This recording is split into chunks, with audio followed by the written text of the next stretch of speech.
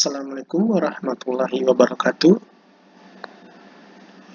Kepada peserta kelas probabilitas dan statistik, kita masuk ke materi probability theory yang pada kesempatan ini kita akan coba bahas beberapa konsep dasar dari teori probabilitas. Yang pertama tentu kita coba untuk menjelaskan apa yang dimaksud dengan percobaan acak atau random, kemudian apa yang dimaksud dengan outcomes, ya, luaran, dan apa yang dimaksud dengan kejadian atau events. Nah, di dunia statistik atau probabilitas, kita sering mendengar istilah peluang, ya. Dan peluang ini didapatkan dari beberapa percobaan acak atau random experiment. Contohnya jika Anda melempar koin atau melempar dadu, ya, akan muncul beberapa kejadian, ya, yang menunjukkan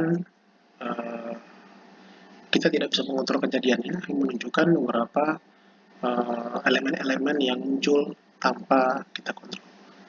Dan ini kita sering sebut dengan percobaan acak atau dengan observasi acak.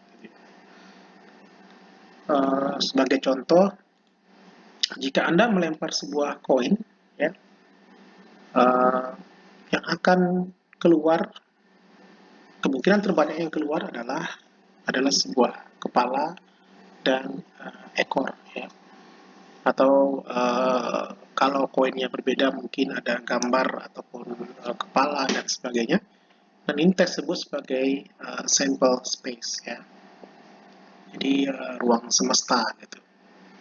Dan untuk sebuah dadu, karena dadu memiliki 6 sisi, maka dia memiliki 6 kemungkinan yang akan keluar, 6 sisi yang kemungkinan akan keluar. Ini mengacu kepada 6 sisi dari dadu, ya. Atau mungkin Anda di sebuah ruangan yang kita kontrol, katakanlah seperti kulkas, ya. Ada rank antara 0 sampai 100, ya, misalnya. Mau Fahrenheit ataupun Celsius, ya terserah.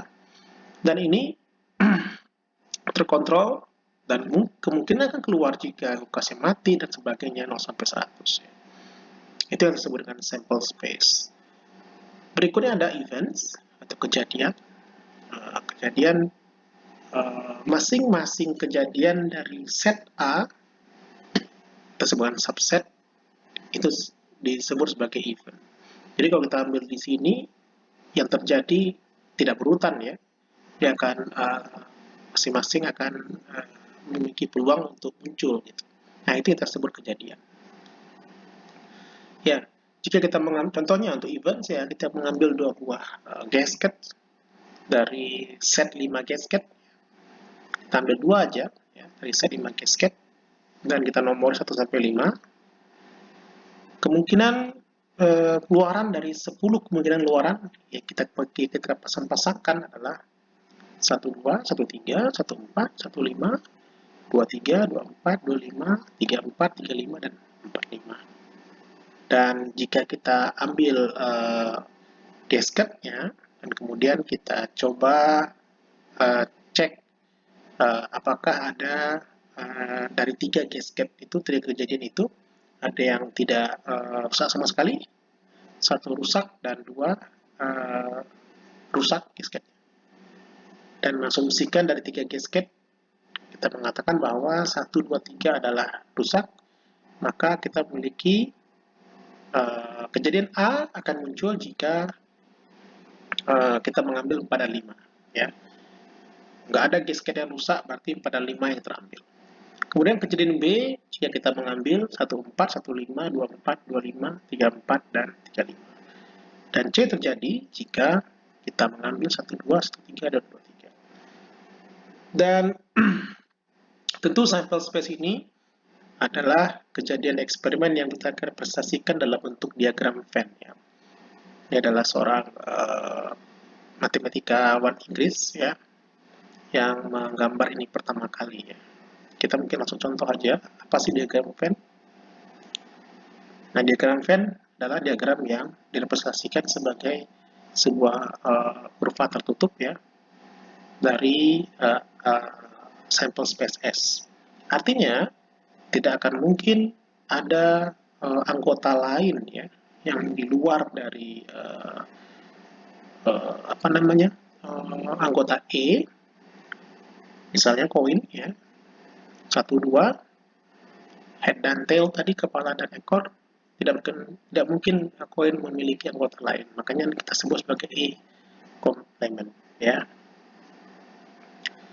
Ya, itu untuk diagram Venn.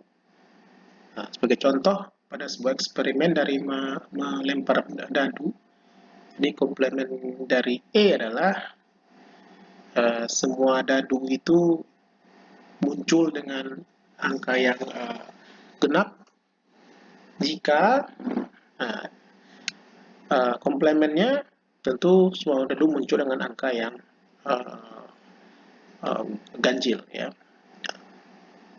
Nah, berikutnya ada istilah sebagai adanya lambang-lambang yang menunjukkan adanya hubungan antar anggota komplement ataupun sesama anggota di dua diagram Venn.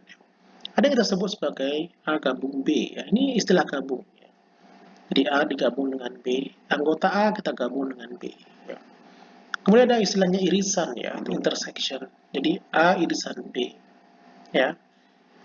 Jadi jika A dan B memiliki tidak ada elemen yang bersamaan ya, dan B tidak saling terkait, maka A irisan B sama dengan himpunan kosong.